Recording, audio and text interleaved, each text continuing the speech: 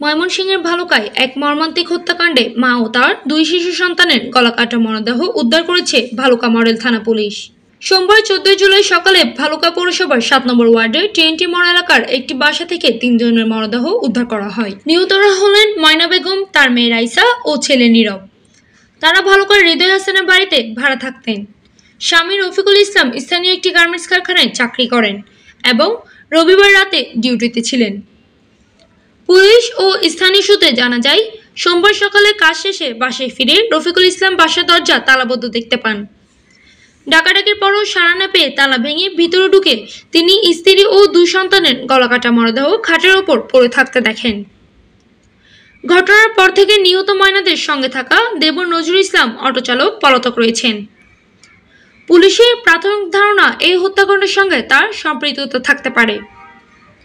গফরগাঁও সার্কেলের অতিরিক্ত police super Manatosh বিশ্বাস সাংবাদিকদের জানান, এটি একটি নির্মম হত্যাকাণ্ড।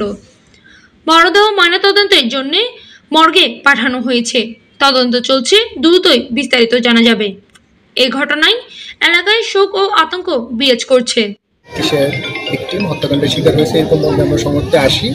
আসার পরে আমরা দেখতে পাই যে এখানে একটি রাইসা আর তার হচ্ছে 2 বাচ্চা ছেলে, তাদের আমরা এখানে তাদের ঘরের ভিতরে নিজেদের ভাড়াটিয়া বাসায় মধ্যে 3 মানে ডিসিস্ট হিসেবে এদেরকে আমরা খাটের উপরে শায়িত অবস্থায় দেখি।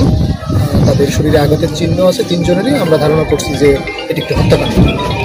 আমরা পরবর্তীতে এই রেসপন্স করে আমরা লাশ সুরতহাল করেছি। আমরা বাকি সুরতহাল কার্যক্রম চলছে। বাকি কার্যক্রম শেষ করে আমরা এটা আইনগত যে ব্যবস্থা আইনগত ব্যবস্থা। মোহাম্মদ আনিস মালের পাঠ্যতত্ত্ব ভিডিও চিত্রে PA 72 টিভি।